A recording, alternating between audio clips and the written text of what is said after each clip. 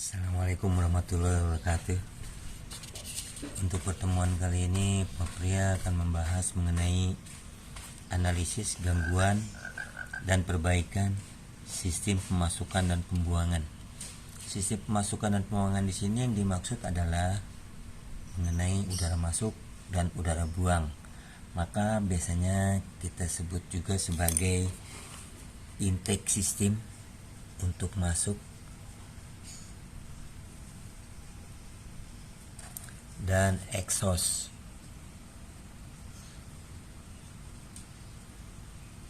untuk buang. Oke.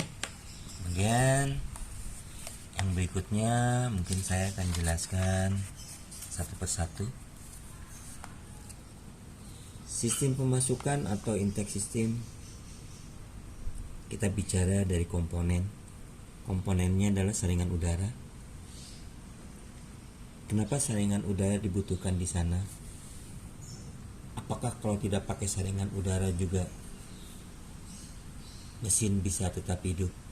Bisa, tetapi dalam lingkup udara yang kita hirup maupun udara yang ada di sekitar kita ini ternyata tidak terlihat oleh mata. Di situ banyak sekali kotoran-kotoran, debu, batu, pasir, seng.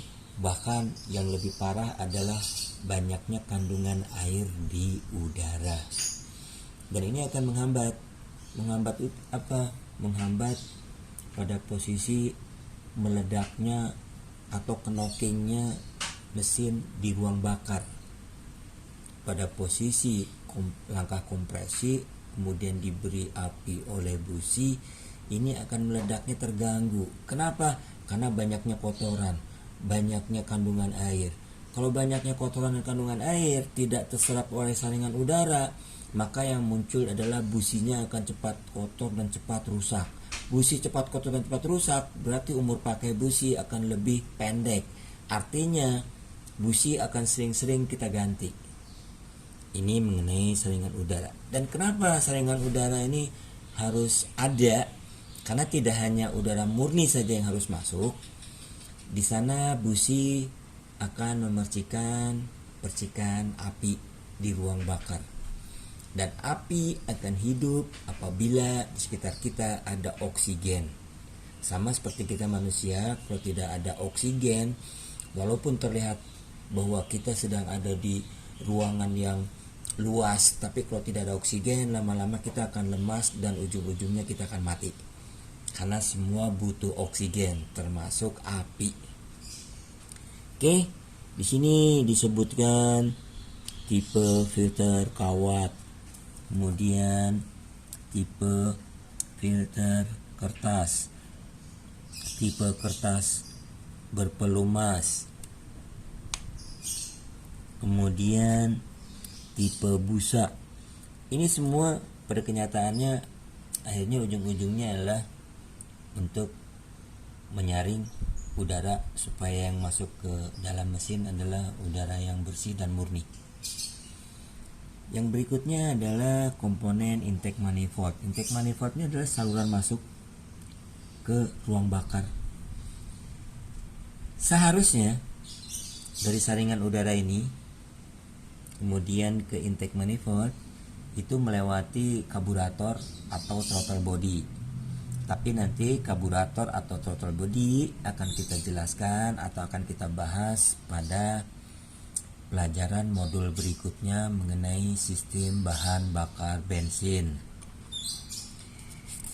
Intake manifold atau saluran masuk itu juga ada beberapa macam dan dia tidak boleh ketekuk sebenarnya. Dia tidak boleh ketekuk. Dia harusnya lebih landai gini sehingga saluran udara yang masuk itu akan lebih cepat, tidak terhambat.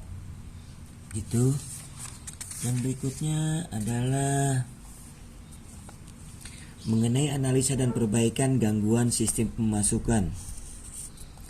Ini biasanya akan muncul gangguan-gangguan seperti langsam naik turun. Langsam naik turun itu adalah posisi mesin hidup tapi tidak menjalankan kendaraan. Itu akan naik turun artinya bahwa getarannya ini tidak stabil. Yang berikutnya adalah langsam lambat. Langsam lambat ini posisinya RPM-nya pelan, kita harus naikkan karena langsam ini harus punya RPM tertentu. Seperti motor sport yang full kopling itu kira-kira 1300 plus minus 100. Kemudian motor bebek kira-kira RPM-nya 1300 plus minus 100. Dan motor Matic itu RPM-nya adalah 1700 plus minus 100. Yang berikutnya adalah motor nembak-nembak, artinya bahwa pada posisi kita jalan itu knalpotnya nembak-nembak, jadi tidak stabil. Artinya bahwa kembali lagi ke sini langsam naik turun atau kecepatannya itu si mesin tidak stabil, itu akan mengakibatkan motor nembak-nembak. Kemudian kita masuk ke sistem pembuangan. Sistem pembuangan itu komponen yang utama adalah knalpot. Apa yang dimaksud dengan knalpot? Yang dimaksud dengan knalpot adalah saluran pembuangan setelah intake manifold.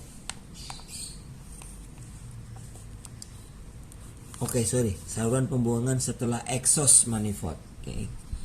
Dan di sini kita lihat bahwa apabila 2 tak dia akan langsung knalpotnya itu akan langsung kebuang kepada knalpot sisa hasil pembakaran. Kemudian kita lihat lagi mengenai turbocharger. Turbocharger di sini yang dimaksud adalah sebetulnya mengembalikan daripada hembusan-hembusan angin panas yang harusnya kita buang tapi dikembalikan lagi ke mesin, sehingga akan membantu untuk intake manifold mendapatkan tambahan angin, dan angin ini sudah hangat atau sudah panas untuk siap dikompresi menjadi meledak. Jadi kita bisa lihat di sini bahwa dia sudah dimasukkan bahan bakar dan udara, tapi dibantu juga dengan pemasukan udara panas yang tadi dari turbocharger dikembalikan ke sini, sehingga udara di sini sudah siap. Begitu dapat kompresi, sudah tambah lagi bahwa udaranya sudah panas, ditambah kompresi, maka panasnya ini akan cukup mumpuni untuk diledakkan dan menjadi tenaga yang kuat.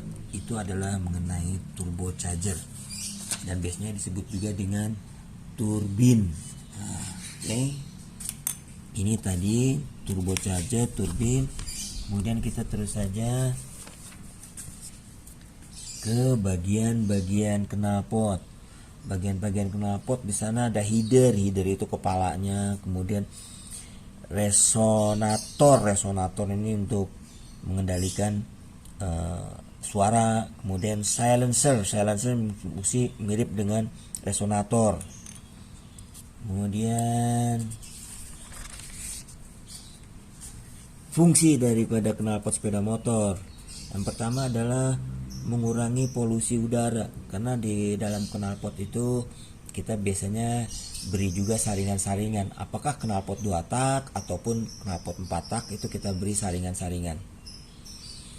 Fungsi yang kedua adalah meredam suara ledakan yang dihasilkan di dalam ruang bakar. Jadi biasanya di knalpot ini hembusan daripada ledakan ruang bakar itu akan dibulak-balikin lagi gitu ya, sehingga suara yang keluar itu diusahakan sekecil mungkin, tidak sampai mengganggu orang sekitarnya ataupun mengganggu kendaraan itu sendiri. Yang ketiga adalah fungsinya meningkatkan tenaga dari kendaraan, tadi model turbocharger tadi. Jadi sebetulnya model turbocharger itu si knalpot ini akan dikembalikan lagi hembusannya yang panas dan hempasan tiupan angin yang kencang dimasukkan lagi ke ruang bakar. Sementara untuk sistem pemasukan dan pembuangan itu yang hari ini Bapak ingin saya sampaikan. Untuk lainnya akan kita sampaikan lagi di pembelajaran jam atau pertemuan berikutnya. Terima kasih. Wassalamualaikum warahmatullahi wabarakatuh.